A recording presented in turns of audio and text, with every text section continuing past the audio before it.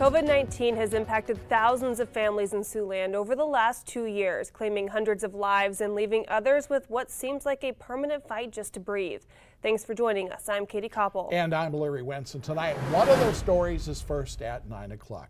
A paraeducator for the Sioux City Community School District is still facing long-haul symptoms. Siouxland News reporter Taylor Deckard sat down with her and learned she's having to give up a trip with her Special Olympics team in just a few weeks due to her illness. I'm good. Dee Sturgeon has always put her students first.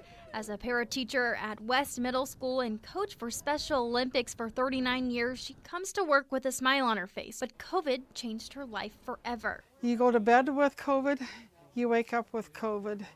You try to go out to eat with friends, you have COVID. So it's like COVID is now my life. Diagnosed in November 2020 at the same time as her mother, Dee says the virus is still having a lasting impact on her. My mom and I both were. Unfortunately, she died 7 days later, and I still continue to fight the fight. It took her away from her kids for 6 months.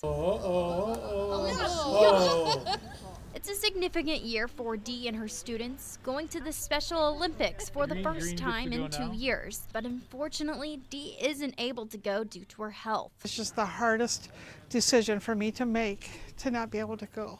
I better get pictures, I better be updated, because my job is my love job. It's a daily battle, one that can still land her in the hospital, like what happened this weekend when another symptom developed. Balance is very uneven. I have oxygen at school, I have oxygen at home. I'm out of breath all the time, as you could tell today. I'm just weak. Fatigue is one of the big things. Dee doesn't want to retire for another 2 years and has plans to stay around to help with Special Olympics. I love what I do.